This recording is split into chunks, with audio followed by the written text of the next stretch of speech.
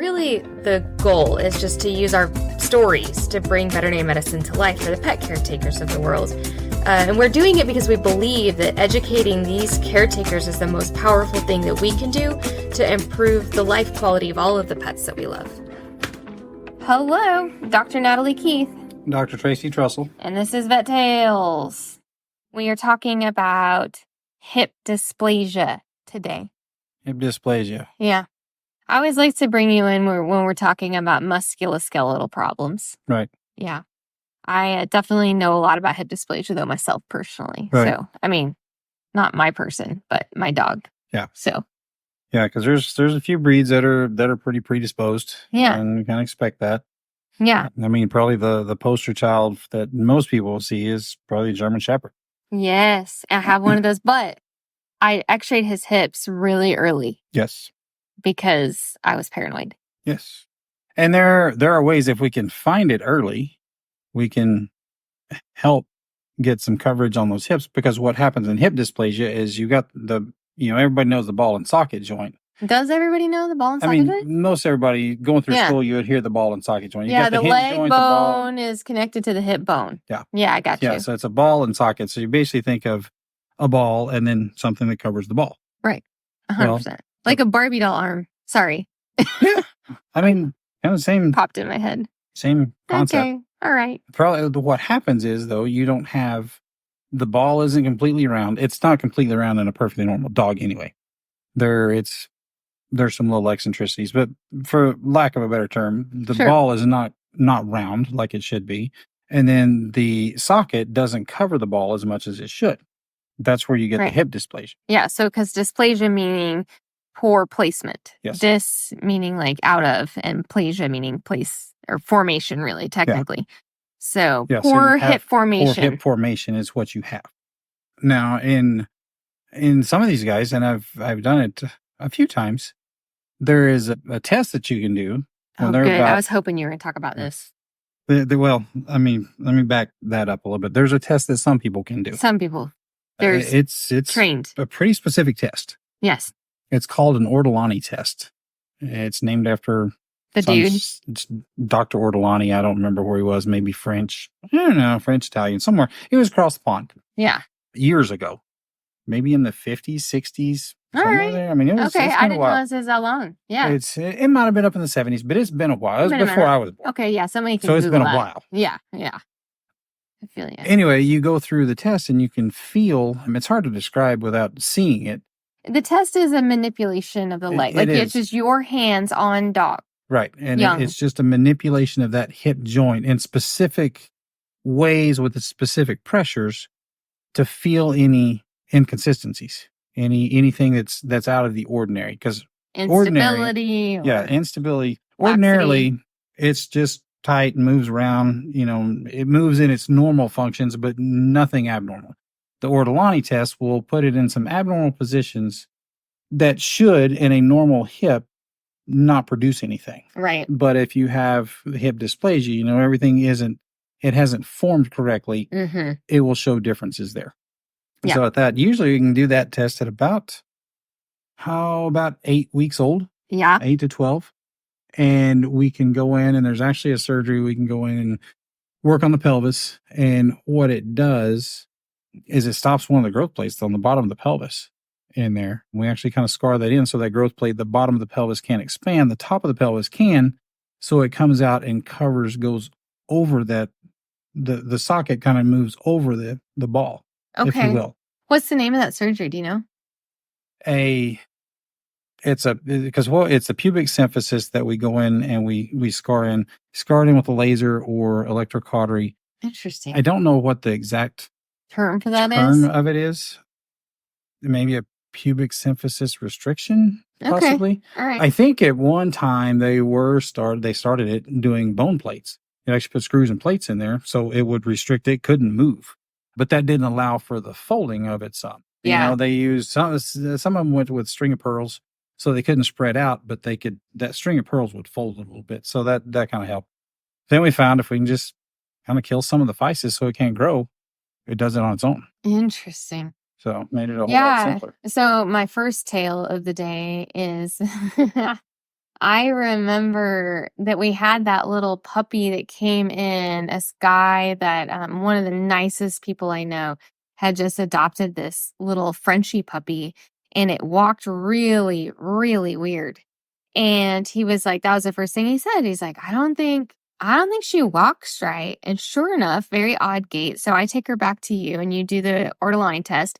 And you're like, yes, this is not normal. Because the reason why we can't take x-rays at that age is because that they're like, they look like puppets on a string on an x-ray because there's so much growth plate and cartilage. And like it literally, x-rays on puppies look like they're held together by strings. Yeah. I mean, it looks like the bones are connected. Yeah, it does. It looks like giant gaps. It's like very, very weird to x-ray a puppy. So you can't use an x-ray to determine it at that young of an age. And so you're like, yeah, we're really concerned about this. And so the guy like contacted the breeder, and then the breeder like called screaming at us. Yeah. Yeah, it was really interesting, clients sometimes. But that puppy actually did turn out that it did have hip dysplasia as it went on, which the owner ended up keeping her and was fine, but they were intending to breed and just decided not to based off of that. So that was that forever scarred that test into my brain. Yeah. And it's, like I said, not everybody, I think we all heard about the test going through vet school. Did we? I think I zoned out. But I think that was about it. I was like, that sounds like it's about bones. Yeah. And I mean, but that... I do medicine. I mean, honestly, I think that's the introduction that we had to it, and that was it. Yeah. But because you do so much CE about orthopedics, like you were looped back in on that. Looped back in on that. And so, I mean, I think most all the veterinarians have heard it, but did it stick in the memory? Probably not. Nope. Not this one. And it's... Yeah, because it's not something that you do every day. Yeah. And if you're not in tune to the orthopedics, that's going to kind of fly out the window. Yep. In there. So, yeah, there's not a whole lot of people that do the test or do it properly. Yeah. And do it properly. So yeah, I mean, if you have a dog and you're like, Doc, can you do the Ortolani test because the dog's not walking right? And they're like, I'm not sure what you're talking about. Don't be surprised. Yeah, definitely. For sure. If I didn't work with Dr. Trussell, I would not know what that test was. Right. So, and I might have forgotten again if I hadn't had such a traumatic incident around that one. But anyway, okay. So we talked a little bit about what hip dysplasia is, and we talked a teensy bit about who gets it. German Shepherds are, of course, the poster child, but we see it in a lot of large breed dogs, Goldens, Dobies, Rotties, Labs. And then, of course, my dog. Max makes almost every episode for some reason or another.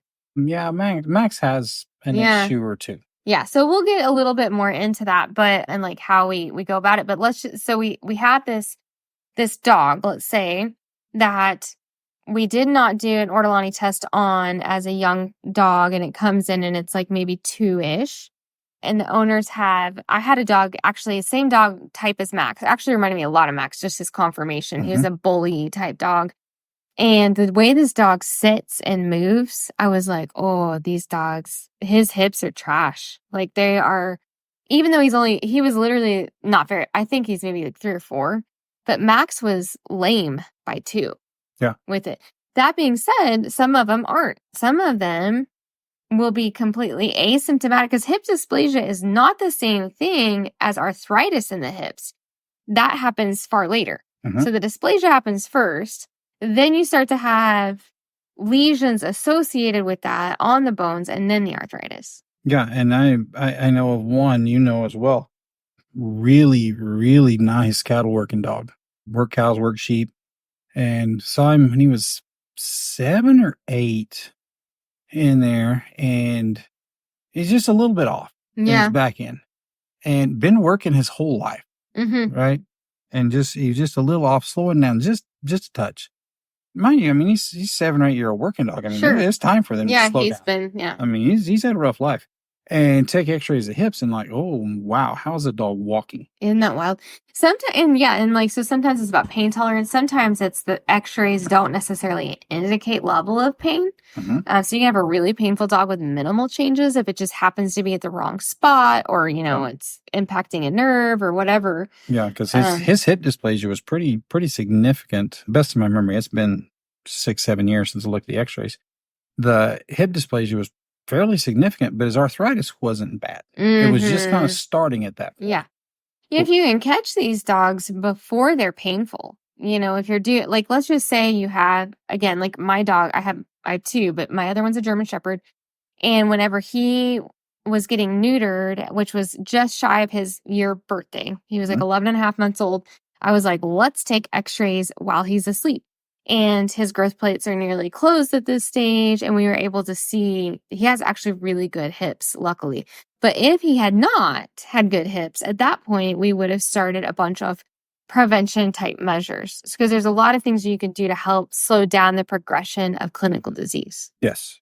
So do you want to touch on those? Yeah, there's a number of things. If you find it before they become clinical, which is when you want to find it, because everybody knows prevention's better than a cure. No, yeah. All day long. Anytime. So if you can find them and see some radiographic signs that we know typically are how they're going to develop, then yeah, we can start doing some joint supplements. There's some different exercises that can help in there. One of the big things, which sounds kind of odd, is strengthening their back muscles. Absolutely. And a lot of people don't put that all together. It works the same way with us. But, if you can get them going up and down hills, strengthen those back muscles, that helps their hips a lot. Yeah, it protects them. Yeah. And then there's also things like Adequan injections, which is a polysulfated glycosaminoglycan, which is really fun to say. But really, essentially what we're doing is injecting a type of, falls into the glucosamine type of category, I guess. But because it's going into the body and not through the not being metabolized through the digestive tract, it's much more effective at getting into the joints and actually repairing cartilage.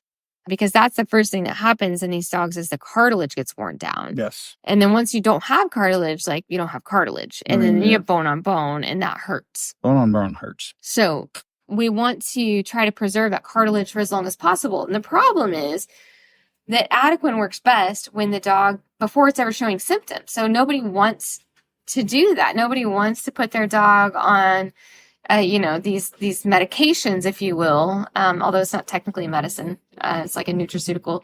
But we don't want to spend the money or do the things on a dog that doesn't have any symptoms. In fact, the dog I was telling you about that reminded me of Max, I was like, hey, so his hips. And she's like, no, they're fine. And I was like, well, no, they're not. Yeah. I was like, can we please take x-rays? Just sometime in the next 12 months, I beg of you. Because if we can get the x-rays, then I can start preventing, because he's already exhibiting odd gait behaviors. And so we'll see. Hopefully she comes around to my recommendation, because I want to get that dog in the best position now. But it is hard. It's hard to want to do things to prevent a disease you can't see and or detect that there's any ill effect of. Right. If that makes sense. Yeah. And I've got a question for you, because it just popped into my mind.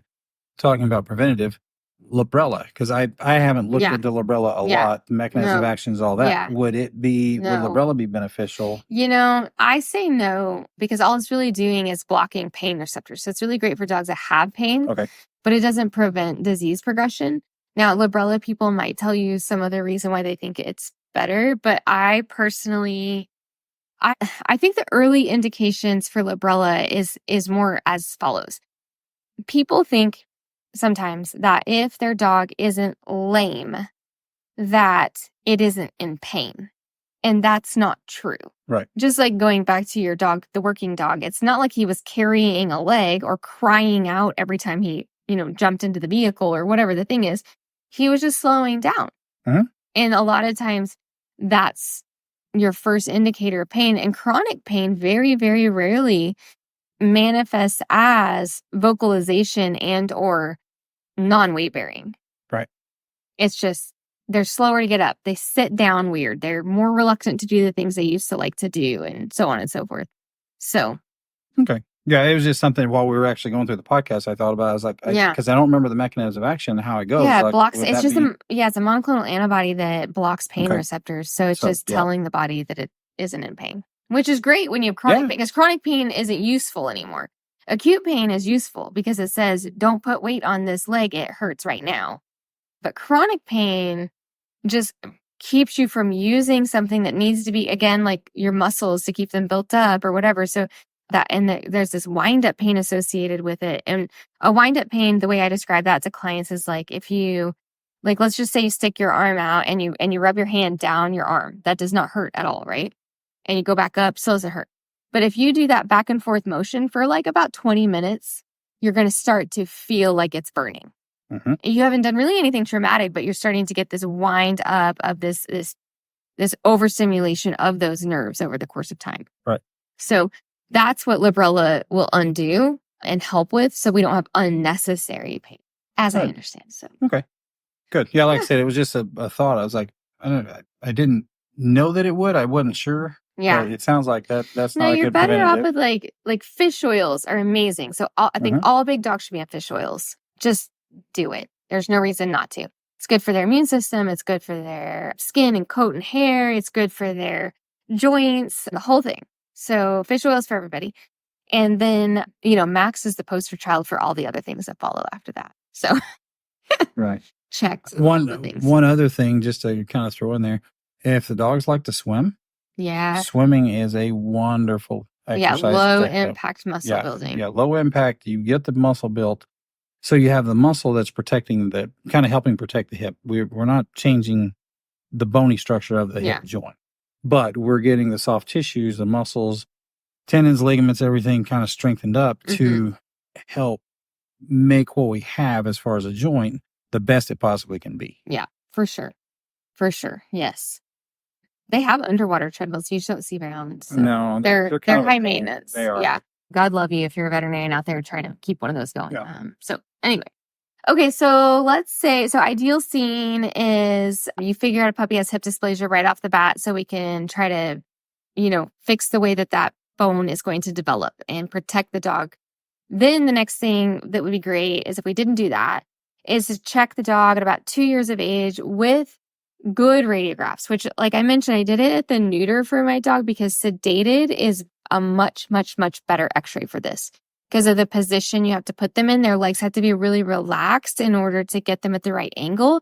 And that's very hard to do on an awake dog. You have to rotate them to a certain angle and da-da-da-da. So it's great if you can do them sedated. If you're wanting to get your dog's hip checked, I guess we could even go back farther and say, ideally, like if you're going to purchase a dog, like a shepherd, make sure that they've been hip certified, OFA certified. OFA certified. And OFA is the Orthopedic Foundation for Animals. They have a database that not everybody's in it, but most all of your breeds that are prone to hip dysplasia, your German Shepherds, your Labs, all those guys, they have a database for them. And I think it all goes off of their AKC registration or one of the registration numbers. Anyway, they've got the database. Yeah. They will not certify a dog until they're 2 years old. Yeah, you cannot certify them until they're 2. And if you're taking OFA radiographs to send to their radiologist, because they've got their own radiologist, they make the determination on the hips, they have to be sedated. Yes, they have to be sedated. And it is very particular x-rays that they want. Yeah, or they'll reject the image and you have to do it again. And like Dr. Trussell said, we don't make that decision. It's these veterinarians that literally are radiologists that's what they do is look at these x-rays to determine the status of the dog's hips. Right. So anyways, it'd be great if we had a hip certified puppy, but even if you have hip certified parents, it doesn't mean that your puppy can't have dysplasia. So that's why I checked mine. So then let's say we find some disease there, we start our prevention methods, which we've talked about, but sometimes that's still not enough. So with Max, I did, first of all, he's 12. So 10 years ago, we didn't know as much as we know now. Plus he was a rescue. Plus he's not a breed really like you think of for this. I mean, kind of, but usually it's their knees that they have more trouble with, which, he definitely has arthritis in his knees too. But anyway, so what happened was he was lame. And so we took x-rays and it was horrible, like at 2. Yes. At 2 years old. And so arthritis already developed like so bad. And so I actually sent those to a board certified surgeon and he was like, well, you could do a total hip replacement, but with his overall confirmation, you won't have any additional benefit of a total hip versus doing what's called an FHO, which is a femoral head osteotomy. And so that is the way we chose to go because we do those here. So I was like, I'm not going to refer into another hospital and have implants that might go wrong and spend literally 5,000 times more dollars Right. on that surgery than what I would spend here. And so we decided to do the FHO, which he received when he was 2. Yeah, he got that when he was 2. And what that is, just a quick explanation, like I said earlier, talking about the ball and socket joint, basically we cut the ball off of the femur, the leg bone, and just take it out of play. It comes out of the body. Yep. So they just have like kind of a truncated femur that doesn't go to the joint, and those muscles are creating what's called a false joint. Mm-hmm. So the dog's like, I mean, you could look at Max and never have any idea. Sometimes I forget. No. I mean, you can see he walks a little bit different. Yeah. And he's post-legged, but he was post-legged before. He was post-legged before. But these guys will walk a little bit different because that leg functionally is shorter than the other leg. Mm-hmm. Just because you don't have that bone stopping it going up against the hip. Now on Max, what does Max weigh? He's about 60 pounds? Yeah, 58 to 62. Yeah, his leg is probably 1/2 inch, 3/4 of an inch shorter functionally than the non-surgical leg. If you don't know the dogs, once they get all healed up and going and back to normal, which is about a 4-month process, you wouldn't know it. Mm-hmm. Now a Great Dane, that's different because the Great Danes are 3.5 foot tall. Mm-hmm. So you're losing 1.5 inches a leg. Mm-hmm. You can tell them more. And then of course Max is so front heavy, being kind of a bully. It's like his back legs, I mean, they're helpful, but they're not really what's doing all the work. No. So he's shoulder heavy in a big way. But anyway, so then we still went ahead and did all the things with the fish oil. He's on a joint diet. He occasionally gets a non-steroidal anti-inflammatory, but he also has diabetes insipidus probably that causes his urine to not concentrate. So we're really careful with his kidneys. And so he gets Librela, and he's been on Adequan for a while. I don't even know. So he does all the things. Probably 6 years. That feels rightish. Yeah, because he's 12 now. So yeah, probably at least 6. Yeah. Yeah. The other thing I think maybe as we're talking about a little bit is right after surgery, we had a really hard time getting him to use his leg. Mm-hmm. He just wanted to carry it because he didn't really care because he had like all of his weights on his front end. 90% of his weight he carries on his front end. I mean, honestly. And so we ended up bringing in the laser. That's when we fell in love with the laser. Mm-hmm. So we started doing laser therapy on his leg, and he started using it again because we just couldn't make him do it. Like he just would carry it. He's just like, I don't need it. He's like, I'm fine. That's fine. And so his muscle was wasting, but we brought in the laser and started doing some physical therapy with him, like range of motion and blah, blah, blah. And then like a month later, he was solid. Like you couldn't hardly tell it had ever happened. Yeah. And then he broke a front toe, but that was a different story. Different story, different day. That is dog. Anyway, so that's kind of the nuts and bolts of hip dysplasia. Yeah. I think, There is, we just touched on it a little bit, Dr. Keith did. There is a total hip replacement now. Which we've had a couple patients. We have. They've made great strides in that in the last 10 years. Mm-hmm. Now, that is a very specialized surgery. There's just a few places in the country that will do that. Mm-hmm. I know one place down by Houston that will. I know there's a place, and these are just places that I know personally. One down by Houston's in Katy, Texas, and then one in Park City, Utah, and one in Baltimore, Maryland. We used to have somebody that did him in the city, but I don't know if he's still doing him. Yeah, I don't know if he is or not. I don't even know if he's still practicing. Like, I don't know. It's been so long ago, but it's been a while. Anyway, so it's very specialized, but it does exist. Mm-hmm. I think the last one we had went to Texas. Mm-hmm. Yeah, I sent them to Gulf Coast. Yeah, in there, and it's a good surgery. Mm-hmm. Yeah, I mean, and those 3 places are guys I would recommend without any hesitation. Yeah, I mean, they're also the guys that are teaching me all of my orthopedic stuff. Yeah, for sure. So brilliant surgeons. Yeah. So they do a really good job. Oh, that was Tracy's ringtone. Yeah. I'm not editing that out. No, that's fine. Okay, cool. So yeah, that is an option. Most of the time, I can't say that it's not the best option for a lot of dogs. It's not cheap though. It's not. It's not cheap. I mean, honestly, 10 years ago, it was $5,000. Yeah. And it hasn't gone up tremendously since then. It's probably about $6,500 now. So not horribly for inflation, but I mean, it's still not cheap. Yeah. You Where know? your FHOs will be probably more like 1,500. I don't know. Yeah. Well, granted, that's here. I mean, who knows? Yeah. I mean, Depends we're on where you are. probably, 1,000 to 1,500, depending on all the Well, with your medication medicine and all stuff. that, Yeah. and the size of the dog and all that. Yeah. But yeah, so definitely. And you don't have to go to Houston. Right. Because then you got hotel rooms and all sorts of stuff going on. Yeah, because they get to stay there for a little while. They do. They do. But yeah, we've done some FHOs on even really big dogs, like Great Pyrenees. I remember that one. That was one of the worst hip dysplasias I've ever seen. It was on that Great Pyrenees bilateral. Yeah. And they feel so much better. Yeah, they do. And a lot of those bigger dogs, they will be walking better the day after surgery than they were walking in for surgery. Yeah, because that bone was because that pain is gone.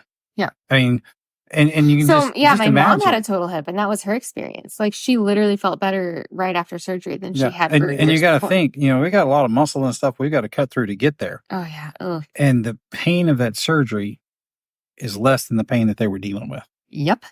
Run that through your mind for a minute. Mm-hmm. Yeah. Yeah. So, hopefully we can jump in before then, but there's still options as you move down that dog's life that we can still greatly improve their mobility, their comfort level, and, just how they're going to progress over time. Yeah. So. We've got pretty much, till we're getting close to kind of end of life stuff where the joint just doesn't move anymore. Yeah. We've got options. Yep. Yeah. We can help them. We may not make them back to where they used to be, at a year old. You have a 12-year-old German Shepherd. You're not going to make him a year-old dog again. No. It's just not going to happen. Nope. But we can make him more comfortable and more functional for the most part. Like I said, there's cases like, no, there's not really anything else we can do. But that's pretty rare. And typically we've been talking to people and know that day's coming at some point. And it's just it doesn't usually catch you off guard, like know it's coming. But anyway, there's so much that can be done before then. And I think early detection is, with all of these diseases we talk about, early detection is paramount. So. Yes. Yeah. The only one that Redden was when we did the fractures. I think we did fracture podcast. Anyway. We did. You really don't have early detection of that. Nope. It just happens. Yep. Yeah. And some dogs, I've seen them need FHOs because of trauma, like they get hit by a car, kicked by a horse or whatever, and had to have an FHO. So, but in general, I think the big thing is just like, don't wait until your dog can't get up to ask the question, could they have hip dysplasia? It's much better to just look into that. It doesn't cost that much to sedate them and get good x-rays early on. You will save yourself so much down the road. Yeah. It's probably financially, probably not. If they do have, if at 2 years old, you find they do have some hip dysplasia, probably in the end, you're going to spend about the same money. But the dog's quality of life. Your end, instead of at 8 years, is going to be at 12 years. Yeah. And that's going to be a better, say we started at 2, you get to the end at 8 years, that's kind of a rough 6 years. You get to the end at, 10 or 12 years. Well, now we've had 8 or 10 good years in there. Yeah, it's, with big dogs, like, because typically it is a really big dog that has this issue. It can be any dog. But big dogs, if they can't get up and get around on their own, it is it's a quality of life issue that sometimes leads to euthanasia. People just can't help them because they're, too big. And so early intervention really can increase not only their quality of life, but the length of their life. Yeah, the longevity. Yeah, for sure. So anyway, so much to be done. If you have a big dog, I would encourage you, even if we're not your veterinarian, reach out to your veterinarian and see what you can do about getting aware of their hip status and starting early prevention measures to give yourself the best time with your furry friend possible. Yes. And one little caveat in there on German Shepherds. I just got to deal with a lot of those in the military. You can see a German Shepherd in, to the regular person, you're looking like, oh, his hips are bad. So if you're thinking that, you go to your vet and they take x-rays and they're like, no, the hips are great. That's quite possible. We've had a fair number of those because some dogs, German Shepherds especially, will have lower back issues, sacroiliac specifically issues. Yeah. That will mimic the look of hip dysplasia, hip issues. So that's why x-rays are important. You can't just assume that it is their hips because there's so many other things that are going on back there. I actually had one case 2 weeks ago, probably. German Shepherd mix, I believe, if I remember right. 8-year-old dog, 10-year-old dog. I think he was 8. I don't think he'd get to the double digits yet. And he's got hip dysplasia. It's just, I don't know if we can do anything, blah, blah, blah. In there. Take x-rays of this dog's hip. They are pristine. Yeah. I mean, it looks like the hip of a 2-year-old dog. Mm-hmm. So then we took him some more x-rays. It was a lower back issue. Mm-hmm. Which is a whole different treatment plan. Yeah.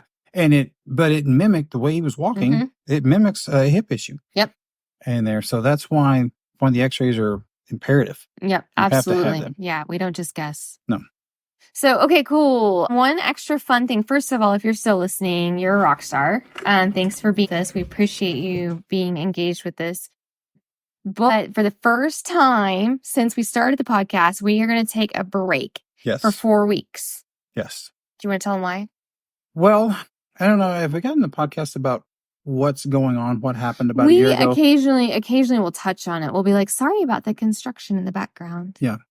Well, about exactly 11 months ago yesterday. Yep. Not that we're counting. Yeah. Mother Nature came by with a little windstorm. We call them tornadoes. Yes. And kind of ravaged our building. Yeah. Sucked her off the planet. Yeah. Yeah. We were missing like a third of it. Yeah. Just gone. Don't know where. Somewhere between here and Kansas. Yeah. And so now we have a new building. Got through all the insurance stuff. My insurance did us well in there. So we were able to get a new building coming up. And we have the open house in that building in 1 month. Yeah. Currently in that building, we don't have doors hung. We don't have blinds. We don't have countertop. We don't have electricity. But it's going to be ready. But it'll be ready. It will be. But April 20th. I mean, it's going to be kind of all out. Everybody all out. It's going to be, So we're going to be focusing heavily on not compromising the amount of patients we can see and also getting this building done. So we're trimming the fat, so to speak, of everything optional for the next month. But then we'll be back. Yep, we'll be back with new good stuff and fun times. So in the meantime, if you got friends that haven't listened to the podcast, we would love for you to share it. There's plenty of episodes. I think we're getting close to 40 of them now, 35, 40. Should be somewhere in there. By the time this one launches, I think maybe 38. I don't know. Anyway, plenty of catching up for him to do to keep him entertained until we get back in a month. But yeah, I think that's the big thing we wanted to tell you. Don't worry, we're coming back, but we just need a minute. Yep, we need a minute. So, okay, cool. And otherwise, call us if you're having any concerns with your pet hips or anything else, and we'll be here to help. Sounds good. Okay, bye. See you later.